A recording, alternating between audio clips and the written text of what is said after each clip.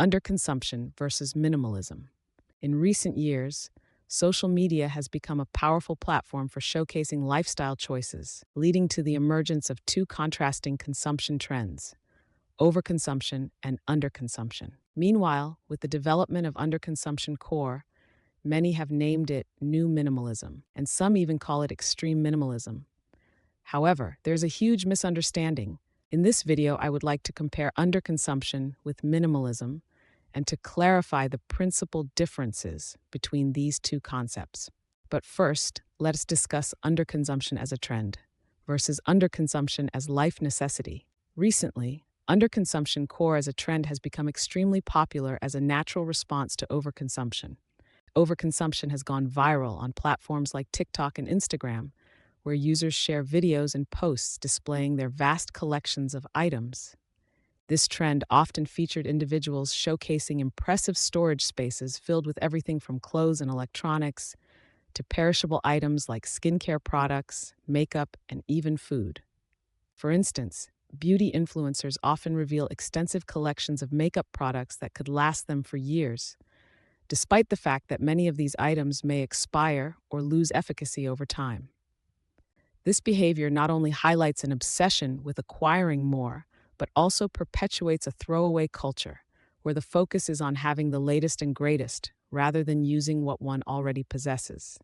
As a result of massive overconsumption, specifically in social media, the underconsumption trend has emerged and gone viral. Many social media users and bloggers began to share their experiences of living with less, often showcasing how they extend the life of their belongings. For example, individuals might post videos of themselves wearing their only pair of sneakers until they are worn to holes, stitching up a favorite jacket rather than replacing it, or using outdated laptops that still serve their basic needs.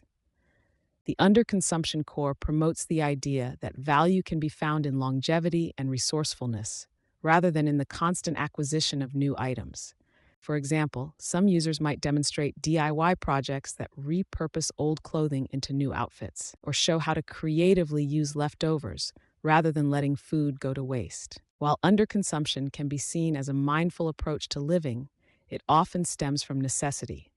For many individuals, particularly those facing economic challenges, underconsumption is not a lifestyle choice, but rather a practical reality. People in lower income brackets often have to make do with what they have, as purchasing new items may not be financially feasible. Thus, while some celebrate the trend as a means of embracing frugality and sustainability, it can also underscore societal inequalities in access to resources. The contrast between those who choose to underconsume as a philosophical stance and those who do so out of solely economic necessity is an important distinction that should be acknowledged. Minimalism, though related to underconsumption at some extent, represents a distinct philosophy. Minimalism advocates for simplicity and intentional living, encouraging individuals to eliminate excess and focus on what truly adds value to their lives. Minimalists may choose to own fewer items, but the motivation is rooted in purpose and clarity rather than merely avoiding consumption.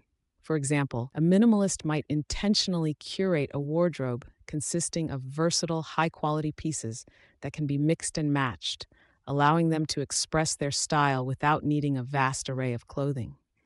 This is different from underconsumption, where individuals might simply hold on to old items due to necessity. In minimalism, the focus is on making thoughtful choices about what to keep and what to let go of, often resulting in a curated collection that brings joy and utility. Minimalists declutter their stuff to make space for what truly matters to them. They donate items that can be repurposed or reused by those who are truly in need, those who are actually under-consuming.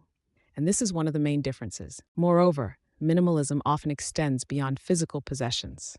Many minimalists embrace the idea that mental clarity and emotional well-being can be enhanced by reducing clutter in all aspects of life, including digital spaces and commitments.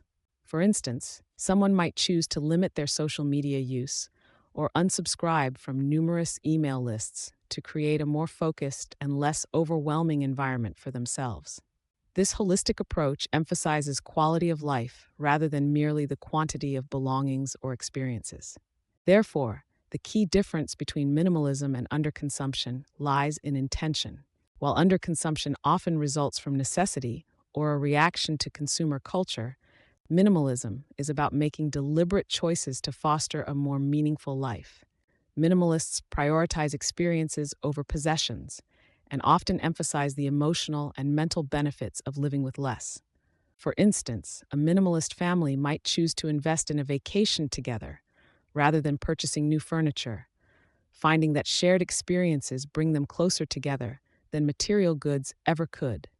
One more important aspect, which is worth to mention, compared to underconsumption, minimalism often implies an aesthetic dimension that emphasizes beauty and simplicity in design. While underconsumption focuses primarily on resourcefulness and the practical use of existing items, minimalism seeks to create a visually pleasing environment that fosters tranquility and clarity. Minimalists often curate their spaces with intention, selecting items that not only serve a purpose, but also contribute to an overall aesthetic harmony. For example, a minimalist home may feature carefully chosen furniture and decor that adhere to a cohesive color palette and style, creating a serene atmosphere.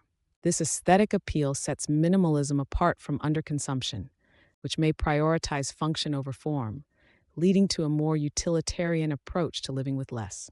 In summary, underconsumption and minimalism represent distinct yet interconnected approaches and lifestyles based on the idea of frugal living. Underconsumption serves as a counterpoint, promoting resourcefulness and sustainability, but very often stemming solely from necessity and financial constraints. Minimalism, on the other hand, is a thoughtful approach that encourages individuals to focus on quality rather than quantity, fostering a lifestyle centered around intention and simplicity. It would be interesting to hear your opinion regarding this subject. Please share in comments section below. And if you want to learn more about minimalism, there are many useful videos on my channel. If you have not subscribed yet, please subscribe. See you in the next videos. Bye-bye.